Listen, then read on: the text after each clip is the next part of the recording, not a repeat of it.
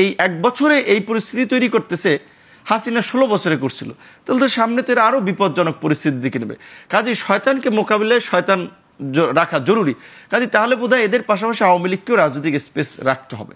এইটা অনেকের আন্ডারস্ট্যান্ডিং, যেই কারণে এই আলোচনাটা তুলছে। এই যে কিছুদিন আগে বিআইজিডি ব্র্যাকের একটা যে জরিপে দেখালো আওয়ামী লীগের সমর্থন 7%, দ্যাট মিনস এটা একটা ন্যারেটিভ আস্তে আস্তে দাঁড় করানো, এস্টাবলিশ করে যে আওয়ামী লীগের তাহলে পরবর্তী ফাইনাল নির্বাচনে আগে দেখাবে 10 থেকে 15% জনমত আছে, এটা বাদ দিয়ে তুমি কেমনে নির্বাচন করবা। তখন বিদেশিরা আমাদের যে এই যে অর্থনীতি যেভাবে ওয়েস্টার্ন বেস অনেকখানি 10 বিলিয়ন মার্কিন যুক্তরাষ্ট্রের 13 বিলিয়ন ইউরোপীয় ইউনিয়নের, তো তারা বলবে যে আমরা শার্ট প্যান্ট কেনা কমাই দেবো তোমাদের দেশে যদি তোমরা ইনক্লুসিভ রাজনীতি না করো। তখন কিন্তু ডক্টর ইউনূস কিংবা রাজনীতিবিদরা তখন কিন্তু খাইছে অর্থনীতি বাঁচাই তুলে দেশ চালাই তুলে আওয়ামী লীগকে নিয়ে নির্বাচন করা লাগবে। এই পরিস্থিতি কিন্তু সামনে তৈরি হতে পারে। সস্তা রেটরিক কিংবা বক্তব্য রাজনীতির মাঠে আমরা অনেকে দিচ্ছি, ওটা ভিন্ন বিষয়। আর সবচেয়ে বড় বিষয় হচ্ছে এই গত এক বছরে আমরা অভ্যুত্থানের স্টেক হোল্ডাররা, গণ অভ্যুত্থানের দাবিদাররা আমরা যা করলাম সেইটাও আওয়ামী লীগকে কামব্যাক করার একটা রাস্তা তৈরি করে দিয়েছে, এটা বাস্তব। সো সেই জায়গা থেকে এখন আপনি যেটা বলছেন যে জিও পলিটিক্সের জায়গা থেকে ভারত ছাড়াও এটা ঠিক অন্যান্য প্লেয়াররাও মনে করছে যে হাসিনা যেই ন্যারেটিভ দাঁড় করায় দিয়েছিল সেই ন্যারেটিভটা অনেকখানি সত্য, যে in the absence of Awami League এখানে এক্সট্রিমিজম রাইজ হবে, হ্যাঁ, ইসলামিস্টরা ক্ষমতা দখল করবে।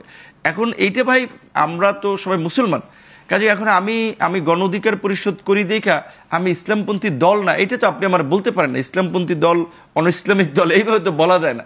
তো এখন বাংলাদেশের জিও পলিটিক্সটা মাথায় রেখে আপনাকে দলীয় কর্মকাণ্ড ফিলোসফি ঠিক করতে হয়।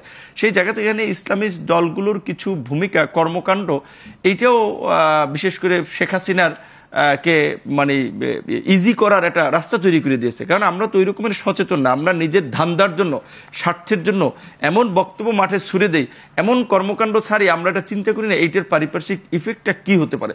কেবলমাত্র ভারত এবং রয়ই চায় আওয়ামী লীগ এই দেশে ফিরুক, এমন কিনা বাংলাদেশের অবস্থা, নাকি আর অনেকেই চায়?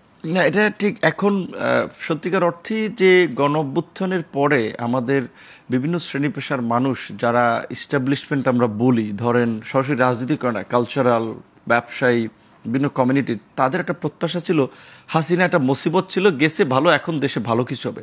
বাট 1 বছরে যখন তারা দেখলো যে আগে হাসিনার লোকেরা মিডিয়া চালাইছে, এই অভ্যুত্থানের পরে এখন 2-3 দলের লোকেরা মিডিয়া দখল করছে, ব্যবসায়ী কমিউনিটির লোকদের কাছে চাঁদাবাজি করছে, মব সৃষ্টি করে মানুষের কাছে পয়সা নিচ্ছে, এবং বিভিন্ন মানুষকে আওয়ামী লীগ যেটা করতো ট্যাগিং করে আপনার হয়রানি করতো, হেনস্থা করতো, সমস্ত পুরনো কালচার আবার এখানে মানে পুনরায় চালু হয়েছে। তখন মানুষ বলছে তাহলে আর কি পরিবর্তন হলো? তাহলে তো এখন এরা এই 1 বছরে এই পরিস্থিতি তৈরি করতেছে, হাসিনা 16 বছরে করছিল।